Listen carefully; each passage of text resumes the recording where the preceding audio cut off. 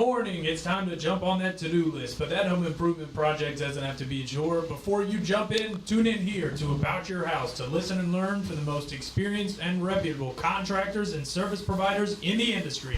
On today's show, we have Josh Jenkins of Precision Plumbing, Mary Ann Konopnicki, a talent acquisition specialist at Precision Plumbing, and Bryce Awuzie of HD Bros. About Your House is brought to you in part by PutToolsInSchools.org, connecting students to tools of the trades and raising awareness of the many career pathways. About Your House is also brought to you in part by Queen City Home Store. Queen City Home Store is a family-owned store, and they've been serving the Carolinas for over 70 years. They're the largest independent appliance retailer in the Carolinas, constantly growing and taking pride in the experience that they offer customers with a knowledgeable sales staff, product selection, and lowest price guarantee. So sit back, relax, and enjoy some time with us as we spread a little love. And now, here's your host, Ray Terry. Hey, and good morning. Welcome to another About Your House edition, and a lot of Put Tools in Schools today, as we have the chairman of the board from Put Tools in Schools, Miss Mary Ann Konopnicki. Good morning. Good morning. How you speak a little closer to your mic. How many podcasts have you done now? Podcast? I think this is my first one there at you the go. studio. Yeah. Cool. How about you, Josh? I've done a couple in the past, but this is my first one here. Josh Jenkins with Precision Plumbing. Josh, what do you do for Precision? I'm in charge of all the marketing for Precision Plumbing. There you go. We got a marketing guru here for Precision Plumbing, and we're going to talk a lot about Precision Plumbing, but let's clear something up right out of the gate. Precision Plumbing, yeah, they full of plumbers. How many employees Precision got? About 213 employees. That's across what? How many cities? And how many cities? Probably 5 right now, 5 different cities at least that we're in right now, but we're all over North and South Carolina. So they're a plumbing contractor. Now, don't call them for residential plumbing, and you're probably saying, well, why are they on the show? Because you need plumbers, and we've got a tremendous deficit for plumbers in this country. I mean, do you know any numbers on that? Well, I know the numbers for Charlotte in general for the trades. That'll work. In the next 5 years, 40% will be retiring. So we're going to lose 40% of what's already a very slim labor force, right? Isn't that the case? That is absolutely the case. Whenever I'm looking for an experienced plumber, it takes a really long time to find the right fit for our company in terms of experience, because we're all fishing from the same small pond of plumbers.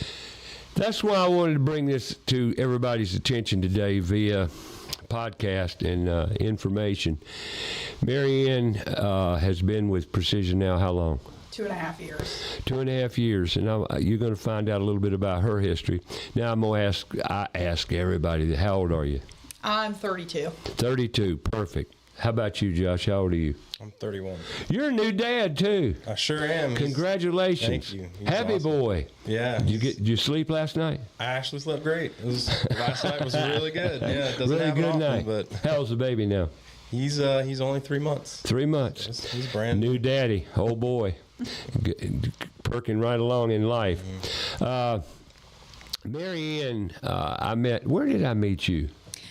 So I think my second day at Precision, after Connie told me about us being connected with Put Tools in Schools, I gave you a call. I didn't even have my work cell phone yet, so that's why you have my personal number too. I got you. Yeah. Do I call you mostly on that one? I don't know how you got 2 cells. I have 2. Okay, one of those. I got to get another cell for this show. Now we've got a call-in line. If you care to call in and ask questions about any of the mentioned topics today, you feel free to call 704-712-4644. That is my personal cell phone, but you can call in and go straight into the board, and we got you covered. So that's 704-712-4644. Richton Cunningham's at the board today, and the podcast studio, as you know, is in the Toolbox. The Toolbox is a learning connector space. What do you think of the space, Mary Ann? Think we got potential? I think there's absolutely a lot of potential for what we have a vision for, what you've shared with me. Well, what do you think the vision is? So if I know I shared it correctly.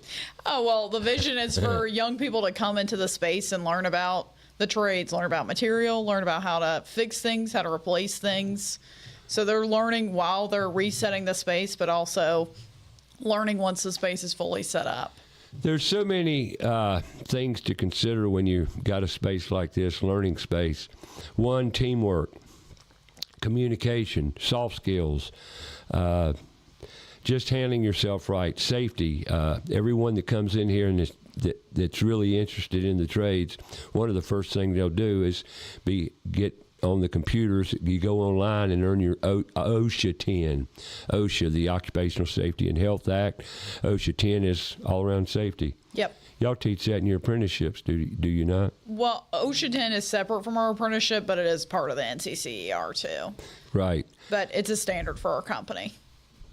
It's basically a standard thing for most companies that have any size to them and want to operate correctly. And why? Because it covers safety. And all the kids that come in here, well, I say kids, to me, anybody less than 40, I'd like to say 50, because last week we had a guest on the show that kind of validated the situation as far as our country goes in the educational format that we've all been brainwashed to accept.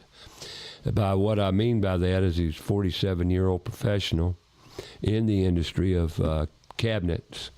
And he comes in here and I ask him how many kids he's got. He says 2, 16 and 20. What are they doing? Well, one's in college, the other one's young, 16, but he's going to go to college. Do you hear what I'm saying? I mean, he was programmed, everybody's going to college. And then I said, what's your 20-year-old going to do? Not sure yet. Not sure yet. Well, what's that tell you? Why are you in college? Right. If you don't have an end goal, why'd you go to school? Oh, because I want to be educated. To do what? And I asked that. Well, I'm not sure yet. Well, then why are you going to college? Like I said, to get an education. For what? Does that make any sense to me? I mean, it doesn't, because you're investing that money. Well, he validated the thing, and he even said that he, sit there and admitted that if he had to do it over again, he really wasn't sure if he'd do it or not. And now, I'm not against a college education at all. I'm really not, as you've noticed. In how long have you been doing the trades career days now? Did you start immediately about 2 years? Probably pretty much immediately, yeah. That fall. I met you, I think, in the summer. All right.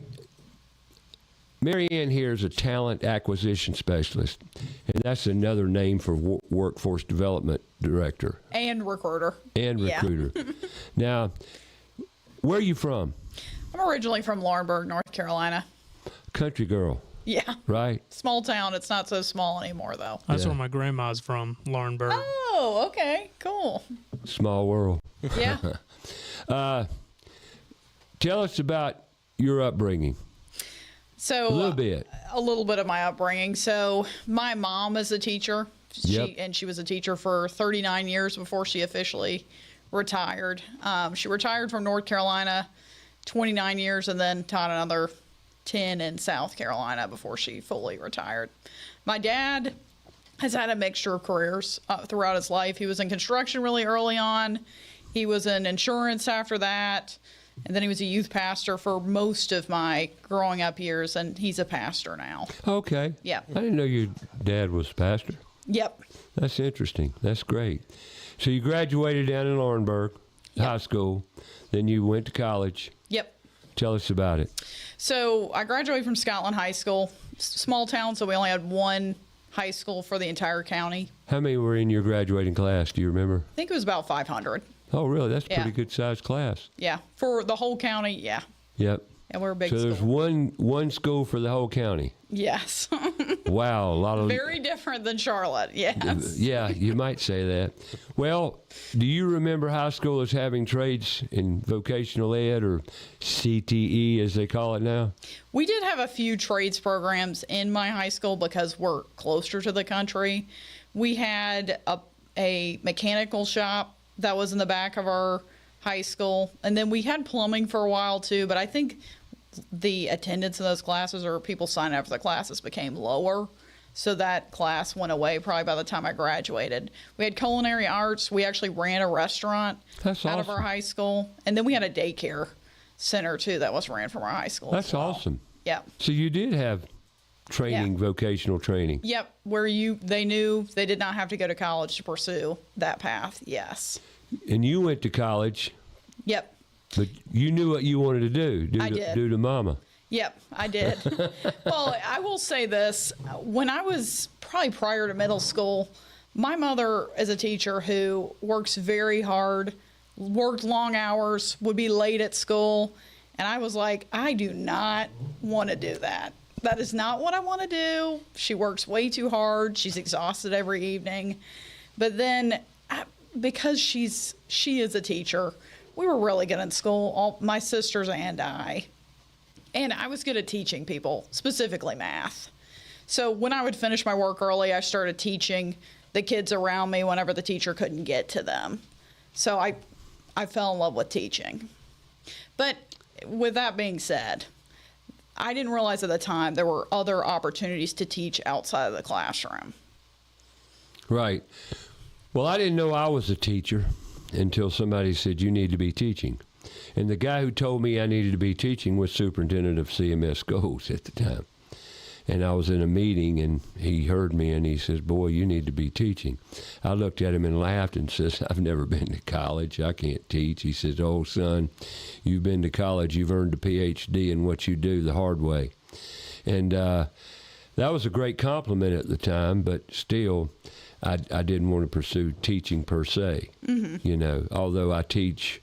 We're teaching now. Yep. That's what this show's all about. Informational communication, along with the most important thing we do in life. And I tell everybody to do, everybody I go to in groups of kids, adults, I ask the question, because it seems to be more difficult these days. What's the hardest thing we do every day?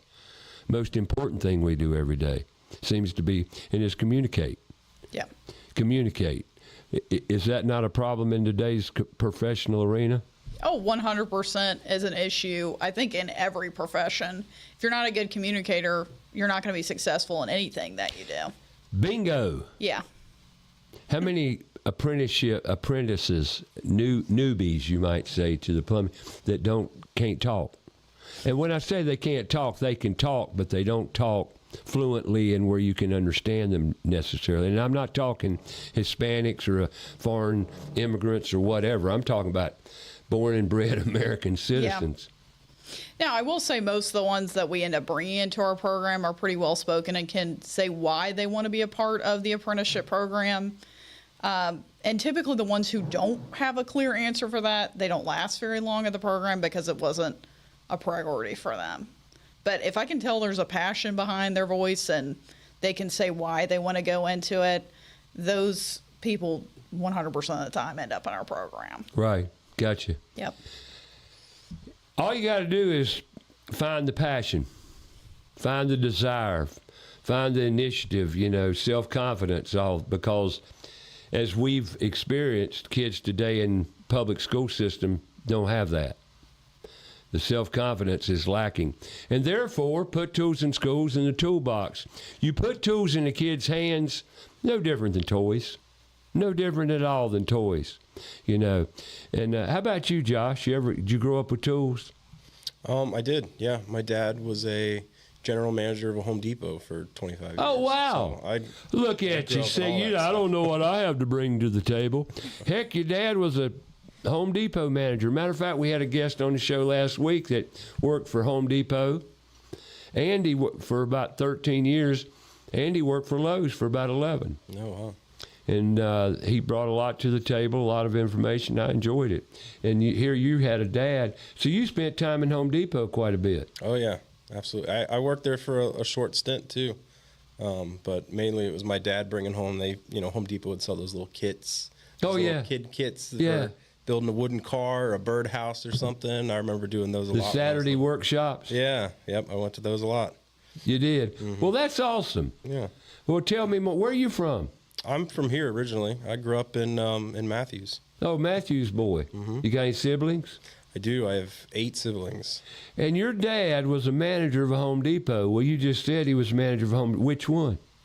He bounced around a little bit. He went to different stores. But In Charlotte? In Charlotte, yep. He was in Gastonia for a while.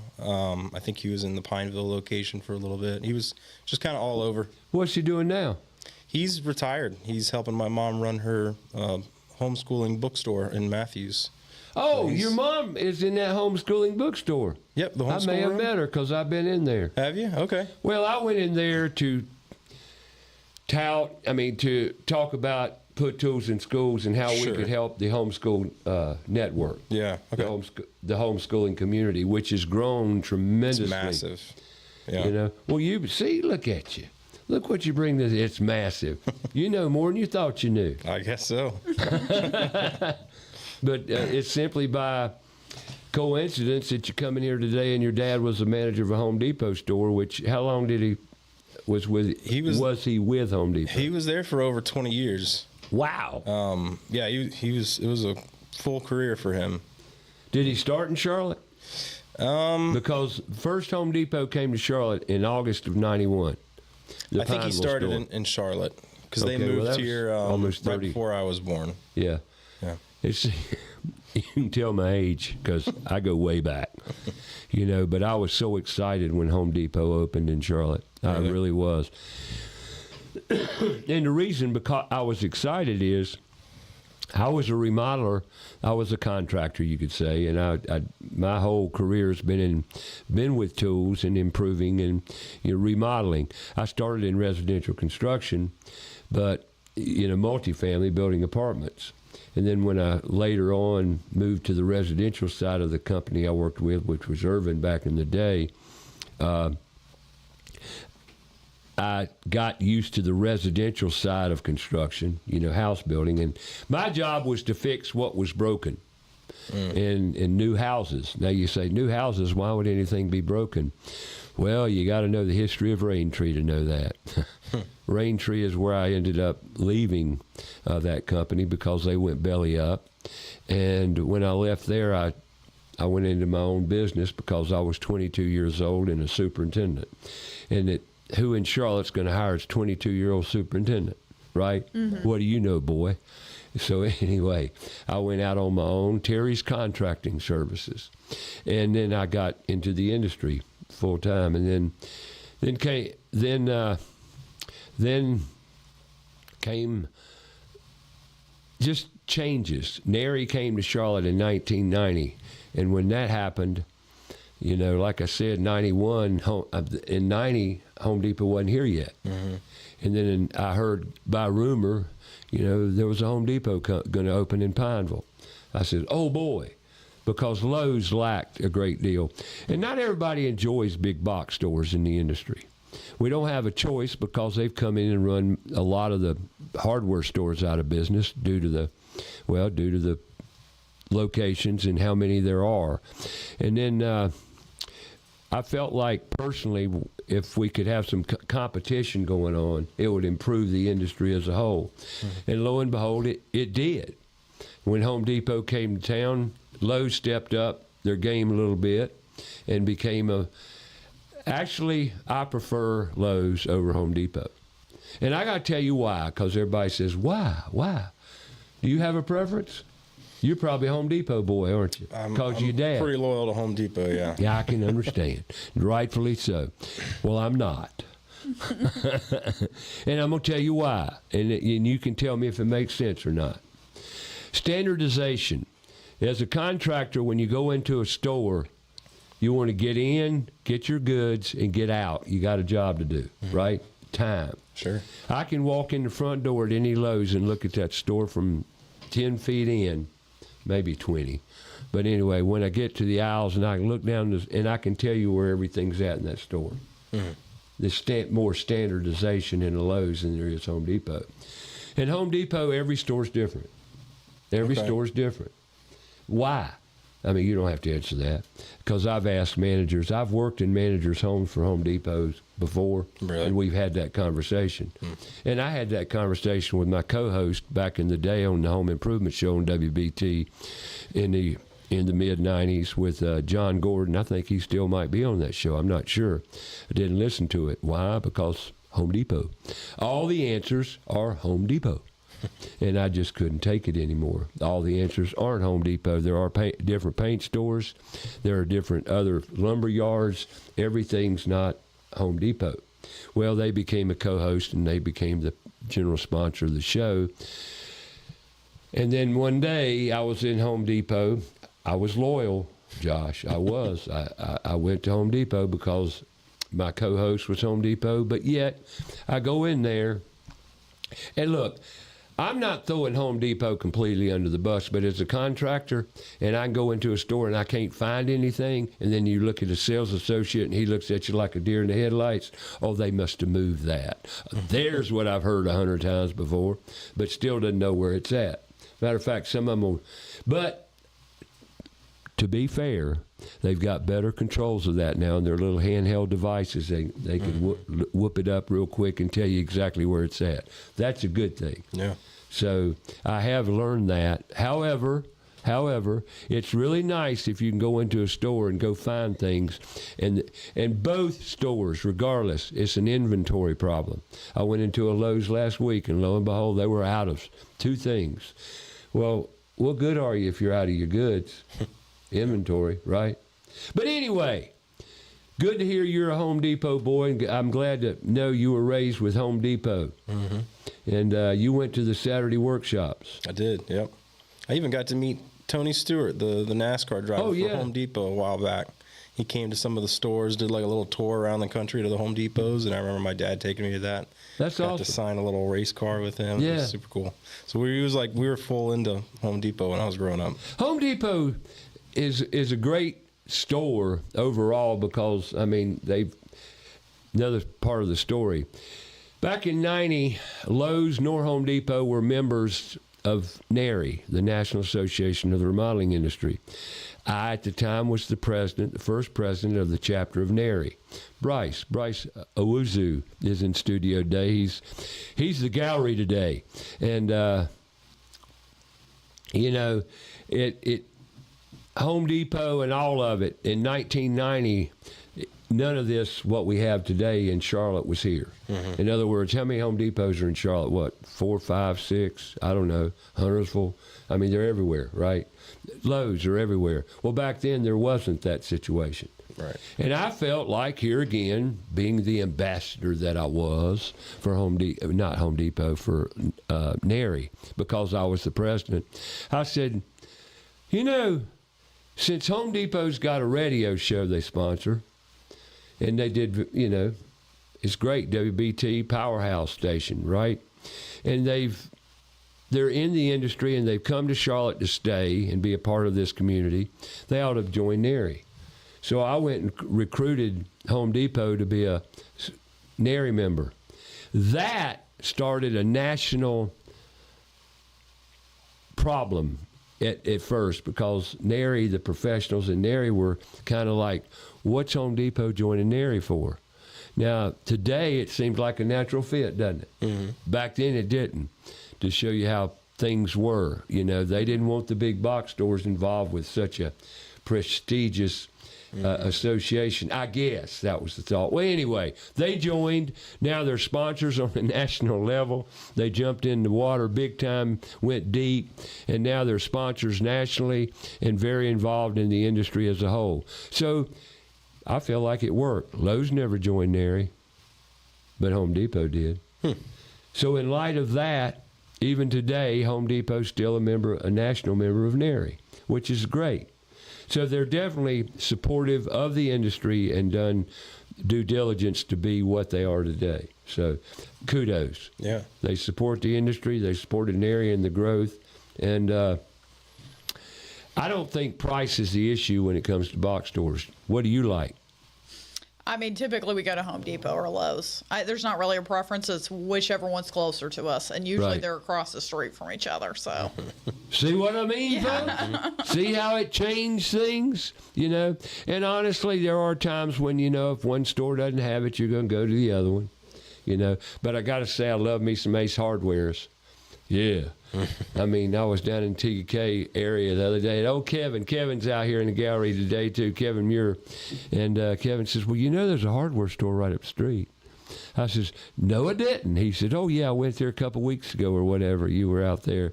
Sure enough, we forgot a receptacle, a 220 50 amp receptacle that we went to Lowe's earlier for and walked out of the store and forgot what we went in there for. You ever happened to you? Yeah, I'm sure. But anyway, so we went to the hardware store. 10 minutes later, we were back on the job, got it done. So home improvement, it's a tremendous industry, and we're hurting. We're hurting big time. But let me preface this. Precision plumbing. We're going to talk about precision plumbing and the employees in plumbing in general today. But precision plumbing is not a residential plumbing company. Yeah. Got to make that very clear. In other words, don't call them to unclog your toilet. Don't call them for fixing plumbing or putting a new fixture in, because they don't do it. Do you? That's true. What do y'all do? We are a large commercial and industrial plumbing contractor. Probably one of the largest in the 2 states of North and South Carolina. Yep. Based in Charlotte, 474 West Matthews Street, down in Matthews, correct? Yep. And all right, I'm going to revert back to you. Then I'm going to come back to you. How did you get your job? You were teaching. How many years did you teach? I taught for 8 years. Where did you teach? So my first position was in Hamlet, North Carolina, which is like 30 minutes west of Lawrenceburg. And that was in an elementary school. And then I moved to Charlotte with my husband. He works in construction. So where'd you meet him? I met him when he was living in Fayetteville and I was living in Hamlet, but we met online. Oh, really? Yeah. Okay, cool. It works. Yeah, it does. You're proof of it. Yes. Okay, and then what? So when I moved to Charlotte, I worked at Alexander Graham Middle School AG. for 4 years. Right. Yep. How'd that go? We've never talked about this. So I would say, I started there with Robert Folk as the principal. Okay. He's now at Myers Park. I think he was promoted to that position during COVID time. Right. But my first year at AG was outstanding. Gotcha. We had a really strong group of teachers in 6th grade. That was the case for all 4 of the years that I was there in 6th grade. It was just that final year I was there, I was told that I would be one of the last 5 that would be left on that 6th grade hallway for next year. And I had already been considering other career opportunities, but that was kind of my sign to As a leave. teacher, can I ask why you were considering getting out of teaching? I think COVID changed a lot of things in education, but education is slow to change. It's a system. Yeah. It's broken. Yeah. The system is broken. It does not work. Yeah. Sorry. I went to AG. Oh. Another proof it doesn't work. No, I'm kidding. I'm just kidding. You didn't let me finish. No, I know. I just thought I'd just. I didn't love it, to say the least. Yeah. I had 2 kids in the workshop 3 weeks ago on a Saturday work day that were from AG. Oh, okay. And I went over to AG with Pete Sheppel and F3 group, men's group. They had some men over there after school program, working with the kids. And AG, had a robust bunch of kids, and I say robust because they were somewhat out of control, And, okay, so you contemplated a career move. Yeah. Since COVID, I would say for sure. So I started there in 2019-20. Well, yeah, 1920. That was a great year up until March, which is when we got out of school. End of March. And then the next year was kind of strange because we were either completely virtual or it was a hybrid setting.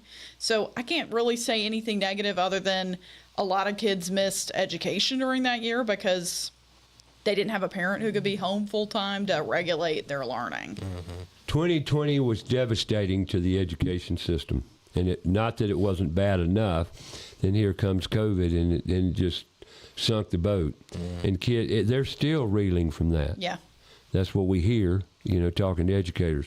Let me take a minute here to talk about some sponsors we have. And we can't do it without our sponsors. They've supported us tremendously.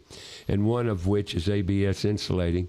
ABS Insulating's located, well, this branch is. They're throughout North and South Carolina. They go as far as the coast, and they'll go up in the mountains. So ABS Insulating is a very, very good insulating company that understands the science of insulating and comfort in residential construction.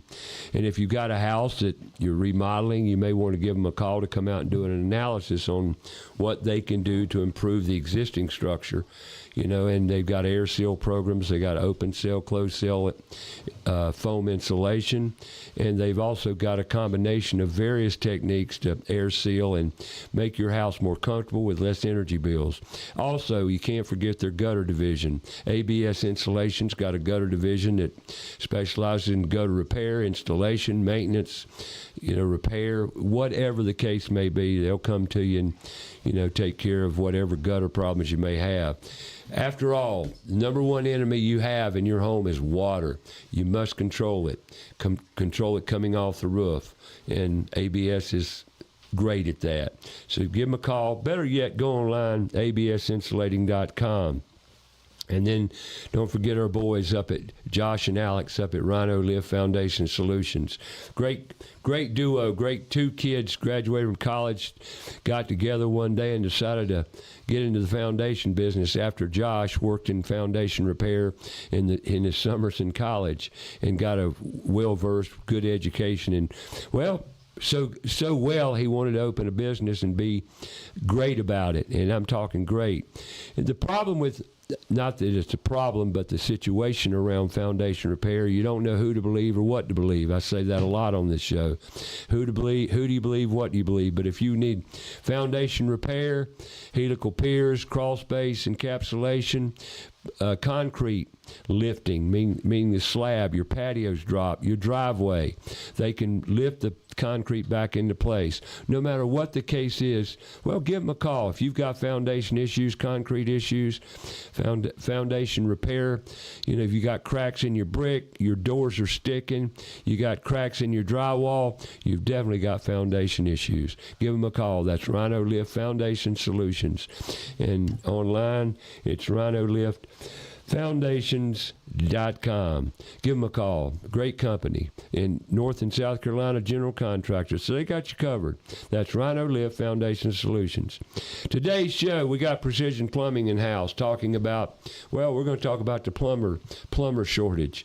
You know, we talk about the trades a lot around Put Tools in Schools, and we've got issues. Mary Ann Konopnicki and Precision Plumbing both have been very, very supportive of the Put Tools in Schools program, and I think they've attended, probably 90% of all the career days. And they go, you got career days coming up. Yep. As we all do. And you can go to puttoolsinschools.org and go to the events calendar and see exactly where and when the career days are going to occur.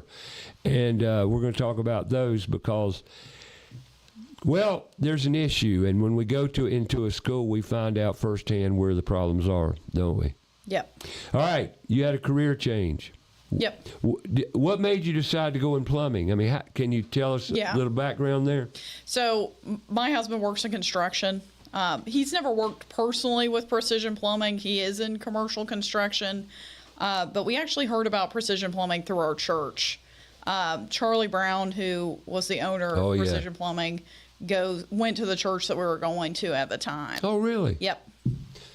Charlie was a great man, good Christian man, great values, just tremendous guy. Yeah. What he's done, and he supported CPCC, the plumbing industry, and teaching in general his whole career. Him and Jeff Knight started that company together. Did you ever meet Jeff? I did not. Well, he retired before you hit the scene. But like Charlie, God bless him, he's passed on now, but he's left a great legacy with his son-in-law, Justin. Well, stepson. Stepson, excuse me. He's a stepson, not a son-in-law. Stepson of, Charlie Brown. But were you talking about Jeff? No, I was talking about Justin being in Charlie's family and how he was attached. And Justin worked as a plumber. Yep. For Precision and worked his way up. So there's a great example of what you can do in the plumbing industry. Okay, so how did you get to Precision? Just a church? Yeah. So I didn't know Charlie Brown personally. We had just heard through other church members about who he was and his company, and we've only heard good things about them. I actually had a recruiter reach out to me on LinkedIn, and she was connected with Precision Plumbing. And she just had a conversation with me about, she saw I was leaving teaching and was asking what I was interested in. I just said I was open to anything dealing with people. I think before I left teaching, I thought I might have wanted to be a programmer because I was so peopled out. I felt like I was just You were very burnt drained. out. Yes. Teaching burns out a lot of people. Yeah. I wouldn't say I had reached burnout. I could just see it approaching. Right. And I wanted to get out before I hit that point. Well, good. I hope you never hit that again. Yeah. I've been there too many times. And I will say this position has definitely reignited, the fire and the passion of what I care about. And What do you what's care important. about? Well, I mean, with my husband being in the construction industry Right. and with the students I've taught over the years, there's a group of students that are constantly put into a box and are miserable in your classroom full time. And those are the kids who are desperate for hands-on learning. She's a teacher, folks, and I've got to give her kudos. She's the chairman of the board of Put Tools in Schools. Last year, she's taken on that role and done a fantastic job. I mean, really incredible job, and she's very motivated in it. And I really appreciate what you've brought to the table, because as a teacher, you know students, you know what you're dealing with. Yep. And you know the enormity of the problem we've got around the trades and kids and college and education. I went into a Bailey Middle School last Wednesday, and talked to, I know I talk a lot about this, folks, but as we're going to discuss here today, it's a problem. It's a problem for you as a homeowner. I mean, we're talking about plumbing today. Well, electrical's the same way. HVAC, same thing. Carpentry, same thing. Welding. All the trades, service, purpose-filled career pathways are hurting big time. And the takeaway we found is, I know I sound harsh, I know I sound critical, but somebody's got to put it out there the way it really is. Somebody's got to talk about it. And it's not a pretty picture out there, is it? No. I think, even when I was leaving education and I was excited about the opportunity to interview with Precision, me sharing with my coworkers that I was considering working for a plumbing company, I got a lot of looks of confusion of why I would ever want to do such a thing. Because they just don't know what opportunities are in construction and what it looks like. And we're doing our darndest to tell them. Oh, yeah. But here's the issue. Back in the 70s, mid-70s, they took the trades out of schools. They started, because I was part of the movement, because I removed all the tools from Garinger High School back in the day, mid-70s.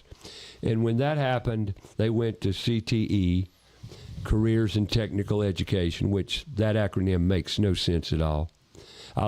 When you grew up, it was VOTEC, right? I know, it was CTE. It was when I growing up, CTE too. there too? Okay. But we went to a NAWIC meeting the other night, recalling Mary Ann did a great presentation, NAWIC, the National Association of Women in Construction, and last week was Women in Construction Week. And you went to an event Saturday with NAWIC. Yep, I did. At Blythe Construction? Yep.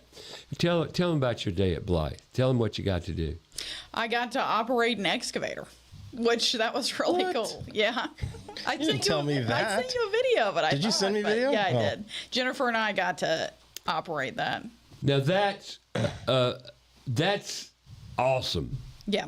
That is really awesome that you could bring people on site somewhere and let them operate equipment. Hoopah Grading has got some simulators that are outstanding. And they brought them to an Independence High School event a few years back. And the kids love it. And to be able to sit down in a simulator that's simulating an excavator, a bulldozer, CDL, a tractor trailer truck, semi, that you can drive the truck on the simulator. And they had simulators at Blythe too. Yep. But I will say the people who are out there helping with the actual excavator, one person was like, "Oh, I did the simulator inside." He was like, "This is totally different. You have to see and feel what it's like on the machine." To that point, there's a tractor trailer, 2 of them in the states of North and South Carolina, called Be Proud, Be Pro. You ever seen Yep. that? Have you seen that one? I've heard of it, but I don't think I've seen it. Well, I've seen it twice, and it does connect students to the trades in concept only. Yeah. There's no tools on the van, none. There's a couple simulators, I think 3 CDL and a couple equipment simulators, and that's it. Now, as far as acknowledging what the trades are and how they work and the opportunities, it doesn't talk about that. Yeah. And everything's got a headset with hand controls. It's like a video game, and there's monitors all over the truck. And it's nice. I have to admit, it's first class, but to me, it doesn't connect. I think for the way they're utilizing it at Blythe, it makes sense because they're practicing the controls and the operations for the virtual system. It's a way to start. Yes, but then they actually go on the machine and use it. I mean, there has to be a next step. Right. Sure. It's an intro. Yes. The simulators are intro. It's introducing the equipment to you as an operator, and you get a little feel for how it works. And in light of that, it's fantastic. You ever played on simulator, Josh? I haven't, but I mean, I imagine it's probably a good transition tool too, because this is where kids are living nowadays, is video games, and so it's a good way to bridge that gap, and get them involved in something that is kind of related to what they probably like doing in their free time anyways, which is mostly video games. So I get the appeal, I think. Well, I understand. Yeah. And you're in your early 30s, so I know you get it. It's just like Mark Borja, my engineer here in the studio, not with us today. We're getting there. We don't need Mark as much anymore. We're learning. So he's in his early 30s too, and that technology curve with you younger people are much better. And I met a guy here in the studio last Friday as well. He was an intern. I don't think I told the board about that last night. He was an intern, 3rd year in college. And I got to tell you his story a little bit. I said, "What are you going to college for?" He said, "Something around media and communications." Okay, I said, "Okay, that's great." He said, "Yeah." And then we talked a little bit. I said, "Well, how are you liking it?" He says, "Well, I'm beginning to like it a lot." He said, "But I just changed my major 2 months ago." So in other words, he went to college for 3 years, said that wasn't for me, changed his mind, and now he's going another direction. And then he said when he gets his degree, he was going to go back to school for another 2 years. And I looked at him and I said, "For what?" To learn more. For what? See, people get kind of weird when I say for what. But he said to learn more. Then I said, and this is what we all need to focus on, and Mary Ann here, you can validate or agree or disagree, please. The only time you learn, the only time I learn, the only time any one human being learns is when he applies.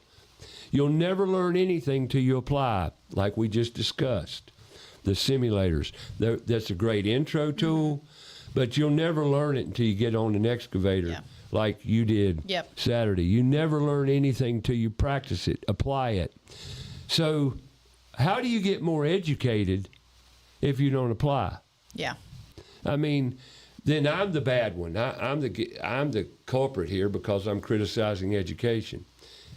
What is education? Classroom or actual working? Yeah. And I will say this too, education, just like the simulators, should be an introduction to what goes on in your future life. But the real, true, valuable education comes after the fact. Even when I went to college to teach, I was learning way more when I was teaching full-time in the classroom than I ever did in college. Application. Yes.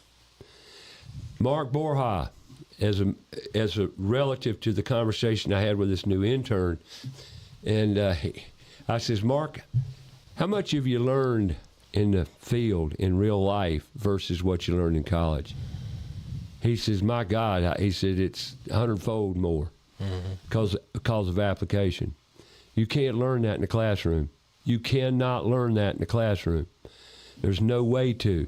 But yet, that's the way our system is. Well, and what's great is like that application piece. Yeah. You can get paid to learn that part. Thank you, like Josh. That's a huge part of it. And college, you're paying for that education, whether you use it or not.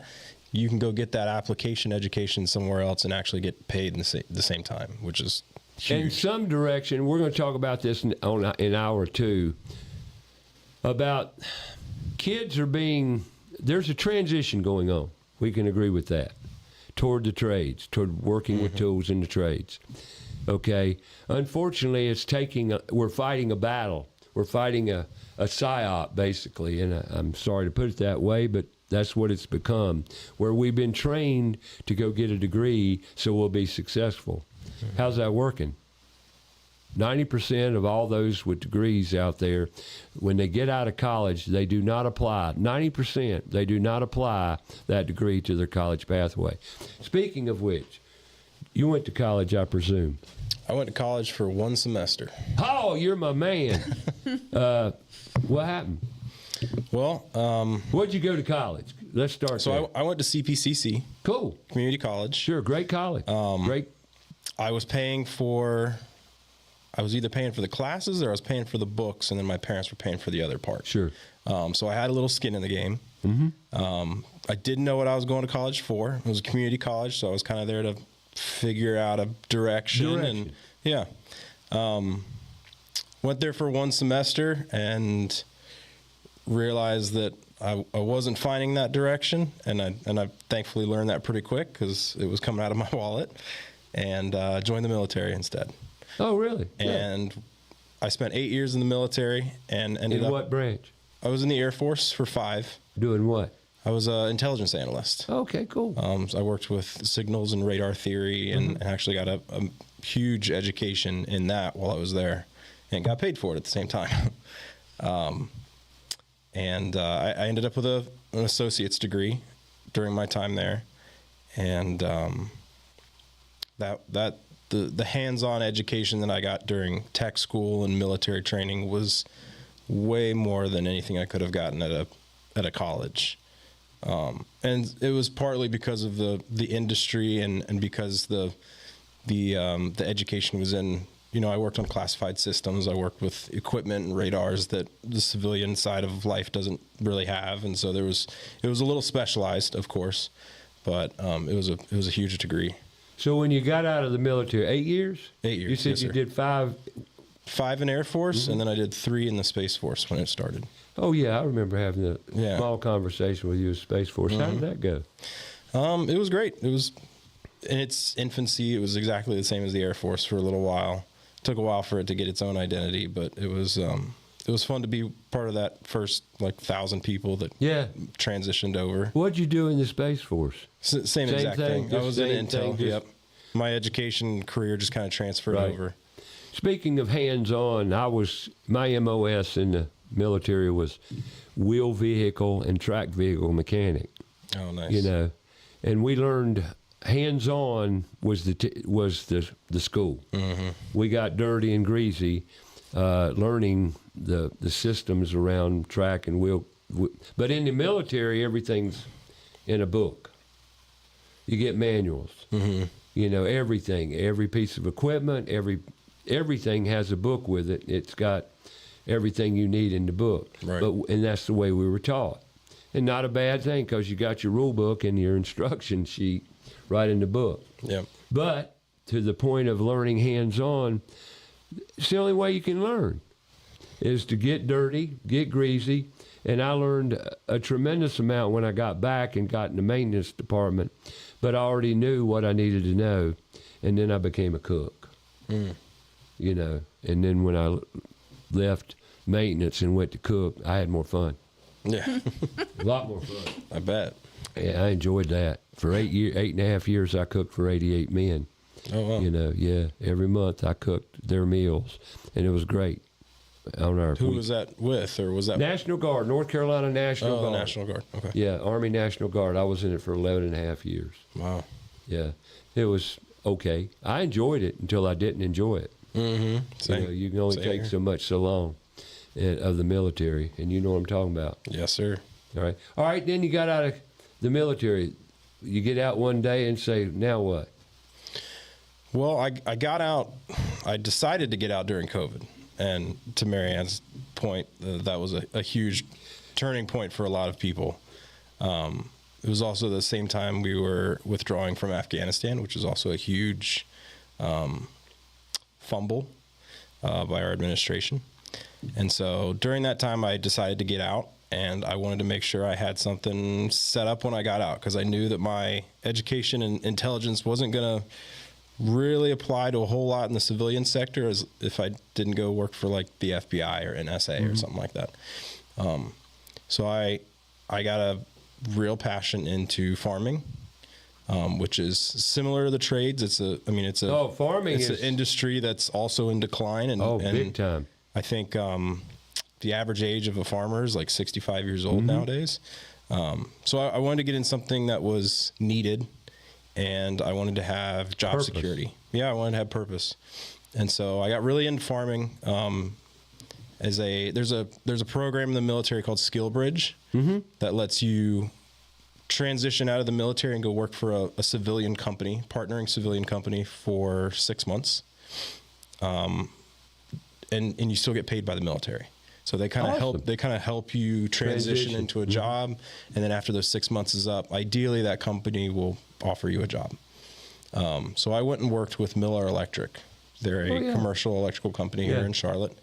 I was in their prefab, building gang boxes and bending conduit and putting together skids and stuff like that. So they had a prefab division at Miller. They do. Yep. Just like at Precision. It was much smaller than Precision's. Right. It was still brand new. But it was just kind of my toes in the water of trying to get into an industry that was, they're always hiring people. Always people were needed. There's always. It's never going to disappear. No way. Yeah. So I saw the value in that. And so I did that for 6 months. And at the same time, we were starting our farm. And so I didn't end up taking a job with them and started working on our farm full time instead. Good. Well, how'd you get in marketing? So there was a lot of marketing involved with our farm. We built that from the ground up and did all of our own content and website design. And I can tell you're kind of into healthy food. Yes. Yeah, because I said healthy my food. website was important. I know right there, y'all went for organic. Oh, yeah. Complete. Yeah, we were selling direct to consumer. We skipped all the grocery stores, skipped all the processors. We were raising pasture-raised chicken, processing them ourselves, and selling them right to consumers. You still doing it? We're not. We did it for a short period, and it ended up being we bit off way more than we could chew, and so. But you certainly had a great vision. We had a great vision. It was so much fun building something from the ground up. I'm sorry it didn't work out. It didn't work out. It was like we probably should have started off a little smaller, and at the same time we were expecting a baby, and so that was definitely a wrench in the system, and it just kind of made us change our mind on our priorities a little bit during that time. But it was definitely well, you were around 30. That just fits. That's why I always ask age, because see, there's benchmarks. Yep. You got 20. You got 30, you got 40, you got 50. And those, to me, because I've been in the workforce my whole life, in construction, as you grow, the age... Your priorities change. The priorities change. You shift in your passions and what you want to do. And now you're 30, in your early 30s, and you're right where you're supposed to be. Yeah, I believe so. So how'd you get in with Precision? Well, with Precision, I was applying to industries that were similar to Miller Electric. Right. I thought I had a little bit of experience in that regard. I kind of liked what I was doing. And as I was applying for places, I realized that I had experience that I wasn't sharing or utilizing with these in these interviews. Right. And it was this skill I've developed with marketing over the years. I kind of glossed over in my time in the military. I did photography and videography on the side. It was a hobby. Good. Well, you had a background. I did have a So background you in had it. a little passion for it. I did, and I didn't realize that was applicable in my job search. And so once I started sharing that with people, I realized that I was a better fit for the marketing side of things than actually the plumbing side or the electrical side. Right. I think I was a better fit in that regard. And so Precision was just at the beginning of starting to bring an in-house marketing person. They had grown to a size where they realized they needed in-house marketing as opposed to the contractor they were going through. And it was just a great fit. And it's funny, I think the marketing around Precision is to find, and correct me if I'm wrong here, is to find great employees. Yeah. It's like an extension of what Mary Ann's doing, getting the word out there, because they're not a residential, company. Right. They do need to market in the industry, no question about it. Mm-hmm. But mostly the demand is finding good people. Yeah. Yeah. And let me say this too, and before I'm going to take a little break here and, do a sponsor break, top of the hour. Everything we're talking about on this program, everything we're talking about is AI proof. Yep. AI proof. What do I mean by that? There's a company, big corporate company called Block. They just laid off 4,000 people. Yep. The reason? Technology. Mm-hmm. Let me take this opportunity to thank a few sponsors here. Are you plugged in there, Mr. Cunningham? Queen City Home Store. Queen City Home Store, like we said, top of the hour, Queen City Home Store used to be Queen City Audio, Video, and Appliance. Now, Queen City Home Store, meeting all your home needs, be it furniture, be it appliances, be it bedding. Great company, great prices, great staff. I'm constantly helping people find the right appliance that they need, ventilation for their kitchen, and Queen City offers great assistance in finding the right product at the right price. Queen City Home Store, been in Charlotte and community since 1952, and it's a great store. I can't say more about it. If you're interested, go to queencityonline.com, and you can shop right online. QueenCityOnline.com. Give them a call at 704-391-6000. That's the corporate number. And like I said, great staff. As a matter of fact, yesterday afternoon when I left a board meeting with Put Tools in Schools, got a call from Queen City Home Store. Quick response. I called them about a couple hours earlier, looked for 2 downdraft systems. They replied right back to me, give me the lowdown on it. One of my board members needs a new downdraft. The motor went kaputs. And that part is no longer available, so we have to get a new system. Hey, welcome to America. So that's Queen City Home Store. Go, like I said, online, queencityonline.com or 704-391-6000. Every house, if you've got furniture going in it, before you put the furniture in it, you got to put a floor in it, right? Flooring. Floor Coverings International, Southeast Charlotte. Great store. They bring the showroom to you. They got 4 or 5 vans out there. You give them a call. Go online, yourflooringteam.com. Set you an appointment. They'll come to you. They bring the flooring samples, products, information, technology. They bring it all to you, right to your door, right to your house. No better place to find the right flooring than in your house. That's Floor Coverings International, Southeast Charlotte. Serving the Carolinas no matter where you're at. Give them a call. Like I say, it's Southeast Charlotte, but they'll come to Belmont, Gastonia, Monroe, you name it, they're on it. So it doesn't matter where you're at. Don't let the name fool you. It's Floor Coverings International, Southeast Charlotte. Like I said, yourflooringteam.com. Google them, find out more about them. Yourflooringteam.com website. You can go right there and set up an appointment, have them come out. That's Floor Coverings International, Southeast Charlotte. Now, bugs. We're in a transition period. We're moving into spring here. Got movement, migration with insects, wood-destroying insects, what have you. As a matter of fact, we were in a house last week where my son noticed rot in a deck area, and sure enough, they had termites. Termites can do more damage than you could ever believe. You need a good exterminator, Kilo. Kilo Exterminating, been in Charlotte since, well, third generation. I've been saying since 1952, but actually that is 1939. Kilo Exterminating, been in Charlotte area. That's Kilo Exterminating. There you go, Kilo. And time's up. We're going to take a top of the hour break here. We'll come back with hour number 2 coming up. Might talk to Bryce Awuzie. Awuzie. That's a tough one. Awuzie. Bryce Awuzie. What did I say? Awuzie. Awuzie. Well, it's an entertaining. It's like Jeremiah Owusu Koromoa, the Cleveland Browns player. See what happens in sports? You get educated, Ray, and you know the names. Well, pardon me, Mr. Sports. That's Rishton Cunningham. We're going to take a top of the hour break here, and we're going to come back with more.